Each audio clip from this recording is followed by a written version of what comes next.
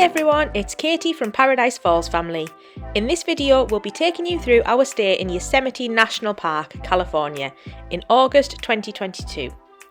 This is somewhere we've wanted to visit for some time, and although we only had a few days, we wanted to squeeze in a short stop as part of our California road trip to see some of the highlights of the area. I'll talk you through what we did first of all, and finish by talking through our planning and tips for first-time visitors. As part of our road trip, we'd worked our way up the Big Sur coast and had spent the night in Salinas at the Hampton Inn and Suites. The hotel itself was nice enough, it was clean, quiet and safe, but it was purely a place to rest our heads to break the journey, so we didn't spend a lot of time here. We got on the road early the next morning, having had a quick breakfast in our room and a drive through Starbucks. The drive over to Yosemite was just over 3 hours and we wanted to maximise our time, so we drove straight through, enjoying the scenery along the way. We arrived in the area a little after midday, so we stopped at a McDonald's in Oakhurst for a quick bite to eat about 25 minutes before the hotel. More fast food, but it was handy for a quick stop and we were on holiday, so why not? We'd booked 2 nights at the Tenaya Lodge, which is located to the south of the national park, not far from the south entrance, and it's a great location without actually staying within the park boundaries themselves. We'd researched many hotels in the area and this hotel really stood out, so we decided to treat ourselves and we definitely didn't regret it. The hotel and grounds are lovely and the staff were fantastic. We were able to pull up and check in a little earlier than planned and we were shown to our room, which overlooked the pool. The room was lovely and spacious and came with 2 doubles and an extra roll-away bed, which always makes things easier with 2 kids. Anxious to see the park itself though, we dumped our luggage and headed on into Yosemite for the afternoon. Yosemite National Park is a vast area with so much to explore. We knew going in that we weren't going to even see a fraction of it with such a short stay, so we did our research and picked out 3 main areas to focus our time. Yosemite Valley, of course, Glacier Point above the valley, and Mariposa Grove.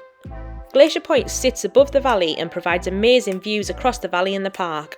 The road up there begins around 2/3 of the way between Tenaya Lodge and the valley, so it would have been ideal for us on this trip.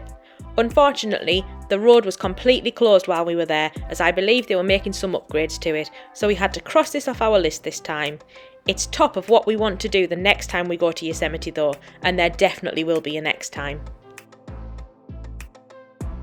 For the rest of the afternoon, we decided to visit Mariposa Grove, with it being just a 15-minute drive from our hotel. When we visited in 2022, there was a reservation system in operation to manage the number of visitors to the park. We'd made sure to book our dates as soon as they became available so we didn't miss out. Our pass covered us for a couple of days so we could come and go as we pleased. At the park entrance there was a relatively small queue of cars and we waited around 15 minutes. Once in the park, the turn off for Mariposa Grove is just on the right hand side and we were able to park really easily. There is a small visitors centre, restrooms and a shop, and then a shuttle bus runs from the Welcome Plaza to the Grove, which is where the walking trails begin. The buses run every 10 to 15 minutes depending on the time of year, and the journey itself takes around 10 minutes. It was really easy and a really nice journey on the bus through the forest. Once at the Grove, there's a notice board at the bus stop showing the main walking routes, of which there are many of varying distances. We spent maybe 30 minutes to an hour walking some of the trails and enjoying the scenery. The size of the trees was just amazing and we all had a great time. However, it was so hot, it was well over 30 degrees, so the kids soon tired and we decided to make our way back to the hotel to cool off in the pool. The outdoor pool in particular was absolutely brilliant. It's a lovely area and the kids had a great time. There's also a small bar by the pool that offers the usual burgers, fries, salads, etc. So we had tea by the pool and spent the rest of the evening relaxing and cooling off. It also had the not so usual poolside snack of caramelised Brussels sprouts, so there really was something for everyone here. The next day was our only full day in the park and our intention was to see as much of Yosemite Valley as possible. We'd heard horror stories about long queues at the park entrance, so we made sure to go early. We were there at the entrance for 8 AM and we were the only ones there, so it definitely paid off. The drive into the valley takes just over an hour, but it's a lovely scenic drive and we made a couple of stops for photos on the way. You enter the valley through Wawona Tunnel on Highway 41. Immediately on your left as you exit the tunnel is a car park where you can stop to admire tunnel view. This is the view you'll probably recognise, and it really doesn't disappoint. It's absolutely beautiful. However, keep in mind that the weather can play its part. In our case, there had been a fire in the valley recently, so smoke had caused a haze that completely obstructed the view. We made sure to stop again on our way out of the valley later that afternoon, and fortunately it had cleared, so we were able to see the famous view. Within the valley itself, the road is a one-way loop to the other end of the valley floor and back.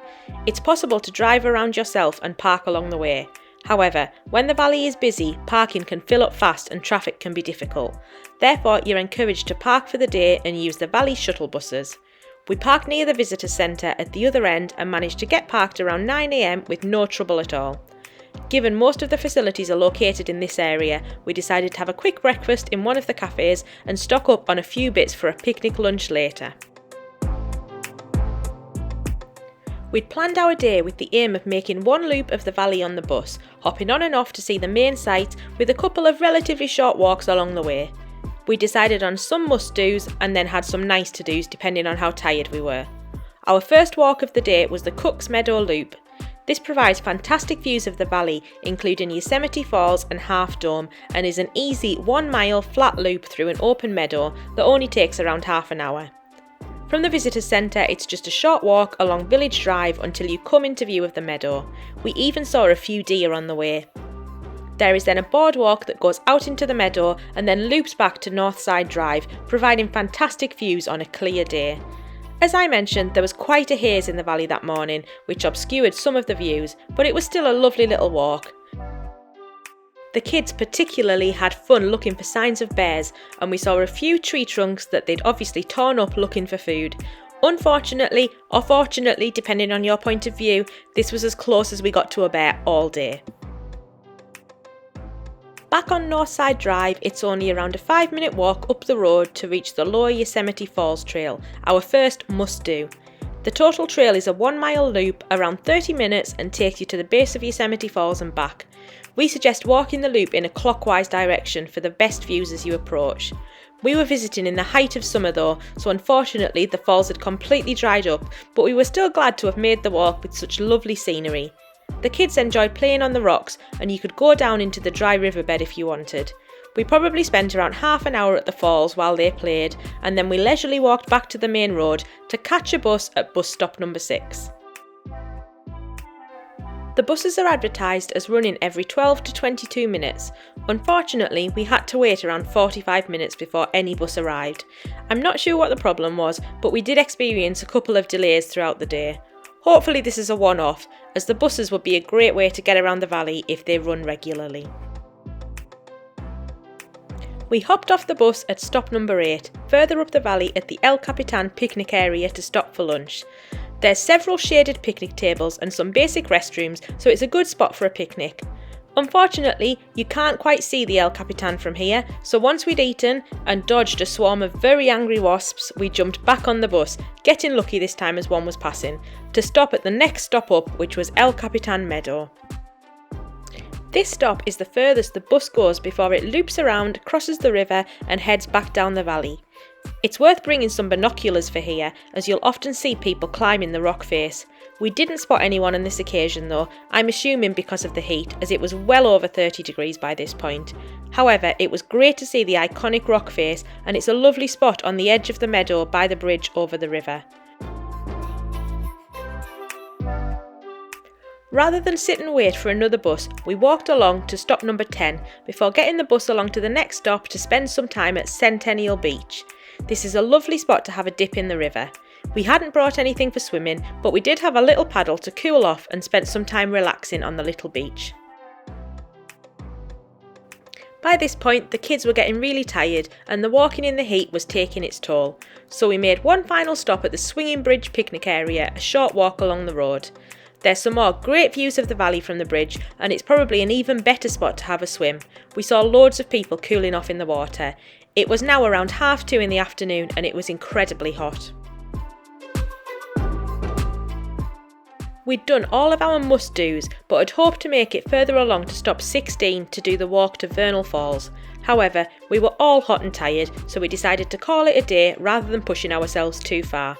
We got the bus, after another really long wait, back around to stop number 1 and the car park and headed out of the valley, with a more successful stop this time at Tunnel View for the excellent views over Yosemite Valley. Back at the hotel, we got straight in the pool and spent the rest of the day relaxing and cooling off. We did take a little break from the pool to pop to the fire pit to roast marshmallows, which was a lovely little option, and then we had tea by the pool again. This hotel also screens movies in the indoor pool area most evenings. It was Shrek on this occasion, so we spent the rest of the evening relaxing in the indoor pool and enjoying the film. The next morning, we'd planned to visit Glacier Point, but as I'd already mentioned, this was closed, so we took the opportunity to get on the road a little earlier and to head on to our next stop in San Francisco. It was very much a fly-in visit to Yosemite, but one we really enjoyed, and we'd love to return one day and spend a bit longer in this beautiful part of the country. I'll now move on to some planning tips for a short trip or a first-time trip to Yosemite National Park. First off, the hotel, the Tenaya Lodge. We couldn't recommend this enough. It's in a great location just outside the south entrance, so the park is right on your doorstep, and it's also on the right side for Mariposa Grove and Glacier Point, which is handy. There's lots of options in and around the park. However, we didn't fancy camping and wanted a decent hotel, so settled on the lodge. We didn't regret it, as the room was lovely and spacious with a really nice wilderness lodge type feel. We had a view of the pool and you see forest all around you, so I don't imagine there are any bad views here. The grounds are fantastic, a great pool area, several dining options including a restaurant which we didn't have the time to try, a few shops, a fire pit for s'mores, and there are lots of other activities on offer like archery, rock climbing and an adventure park for kids. They also offer various excursions and walks, and I think it'd be a really nice place to come and spend maybe 5 to 7 nights relaxing at the hotel, dipping in and out of the national park. It's certainly something we'll keep on the list for our future trips. Second of all, what to do while you're here. Yosemite National Park is vast, and we're certainly no experts, so we can only go off what we found in our research for this trip. There are areas of the park that we've read are amazing, but we couldn't even consider for this visit because we just didn't have time, like the Tioga Road, Tuolumne Meadows, Tenaya Lake and Big Oak Flat Road, to name a few. The Sugar Pine Railroad was nearby to our hotel, and it's something we were really tempted by for the kids, but we just couldn't fit it in. There are also lots of other sites and walks within the valley that we missed, like the Bridal Veil Falls hike, Mirror Lake, Yosemite Hotel, the Nevada Falls and Vernal Falls hikes as well. We could have easily spent a week here and still run out of time. However, with such a limited amount of time, we had to cherry pick a few must-dos and pick 1 or 2 short walks that we thought the kids would be able to handle and would enjoy. This brings me on to the weather, because this played a big part in our visit. The sun was absolutely scorching. The weather was around the mid-30s in degrees Celsius, and it topped over 100 degrees Fahrenheit while we were there, and it was really draining. I think in cooler weather we all could have handled a little bit more and stayed in the valley a little bit longer. We did have a full day planned out, but made the decision not to push ourselves or the kids and headed back when we were all too hot and tired. Therefore, if you're here for more than a few days over summer, especially with little ones, it's probably wise to plan half days, spending the morning exploring the park and then heading back to cool off when it really gets hot. In terms of what to take out with you each day, with it being so hot, you obviously need a lot of water to stay hydrated, as well as sun cream to protect yourselves, and swimsuits and towels so you can have a proper dip in the river. However, we'd also recommend bringing layers as well, as it was pretty chilly in the morning and we needed jumpers, so make sure to pack those as well. Other things we'd specifically recommend for your bag are snacks and picnic foods, as there isn't really anywhere to pick up food out in the valley other than the village. And also binoculars if you have them, to try and take in some of the views and try and spot some climbers on El Capitan. While I mention food, make sure to keep this packed away and use the bear bins provided around the park, taking note of all guidelines and rules. There are bears in the area. We didn't see any ourselves, but did speak to others at the hotel who had seen some that very same day in the valley. So do be careful with your food and rubbish, and if you see a bear, follow the guidance and keep your distance. There are plenty of wildlife in the valley, including mountain lions and snakes, and while unlikely you'll encounter them, make sure to brush up on the guidance before you go, just to make sure you know what to do and can stay safe. So that's our whistle-stop trip to Yosemite National Park. We hope this was useful for your visit, and if you've got any questions or any other tips, please let us know in the comments below. We'll be adding more vlogs covering our California road trip in the coming months, so we'd really appreciate it if you'd like this video and subscribe to our channel if you'd like to see more from us. Thank you so much for watching.